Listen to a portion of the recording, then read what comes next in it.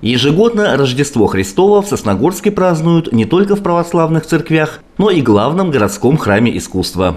Фестиваль «Вифлеемская звезда» проводится для тех, кто не только развивает в себе творческое начало, но и несет в мир традиционные ценности России. Сегодня, когда альтернативных форм самовыражения становится все больше, это особенно актуально. Я сердечно приветствую всех наших гостей. Особенно я рад обратиться к самым юным участникам. Ведь фестиваль «Вифлеемская звезда» – это не только песни и танцы. Это и есть сама русская культура в ее чистом, прекрасном, родном нам всем проявлении. Я уверен, что все вы вырастете прекрасными людьми. Ведь уже в таком возрасте вы понимаете, что традиционные ценности – это фундамент, на котором стоит Россия, и на котором будет построено ваше будущее.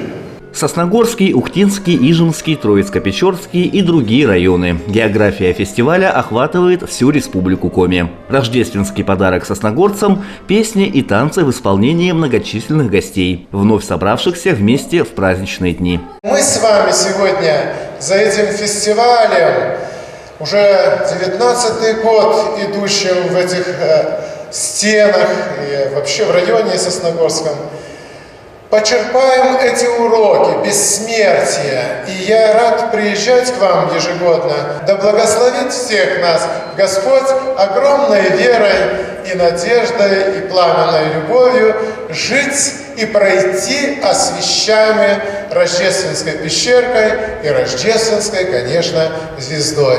В первый фестивальный день на сцене «Горизонта» выступили юные участники фестиваля. Маленькие артисты доказали, что Республика Коми богата не только своей историей и культурными традициями, но и талантливыми детьми.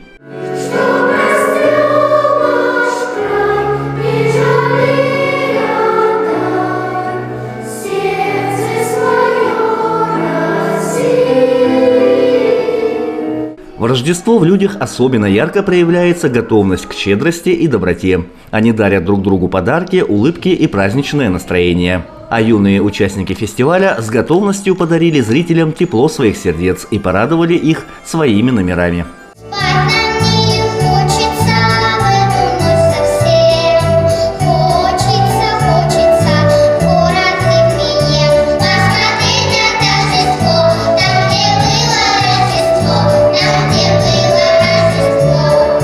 Второй фестивальный день был предоставлен взрослым исполнителям и коллективам. Хор прихода Сосногорского храма преподобного Серафима Саровского – неизменный гость Вифлеемской звезды. Для его участников фестиваль – долгожданный праздник, который позволяет выступать не только перед прихожанами.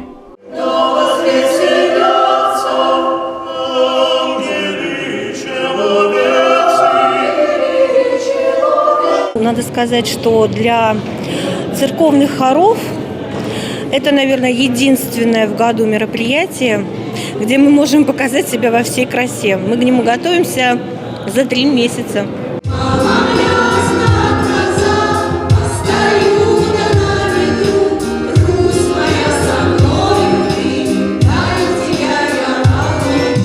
Старается не пропускать ни одной Вифлеемской звезды и сосногорский ансамбль «Надежда». Коллектив почти ровесник фестиваля и к каждому выступлению готовится с трепетом в душе. Мы стараемся каждый год участвовать, не пропускать. Мы очень много репетируем и дорожим этими праздниками, Вифлеемской звездой, Старый Новый год. Желанный гость на фестивале и ансамбль Ухтинского храма новомучеников и исповедников российских в земле Коми просиявших. Как и все участники Вифлеемской звезды, они напомнили зрителям, что Рождество – семейный праздник, наполненный теплом домашнего очага и любовью близких, добром и состраданием, радостью и надеждой.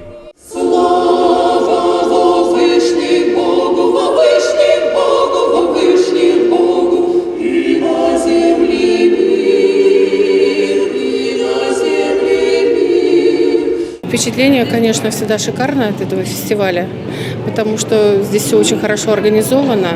Вообще, я считаю, что фестивали – это такое мощное и позитивное средство, которое вдохновляет людей, особенно православных, на желание дальше жить, дальше петь. Мне, как регенту, дальше творить и работать с хором.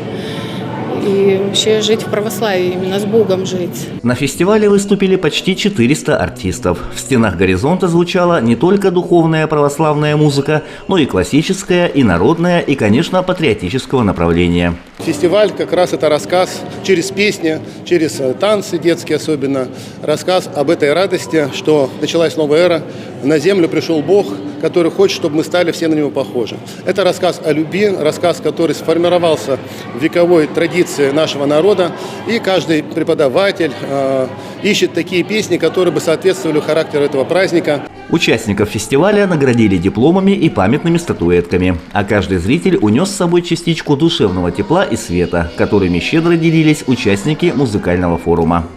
Андрей Калиничев, Павел Дурников, Вести Тимана, Сосногорск.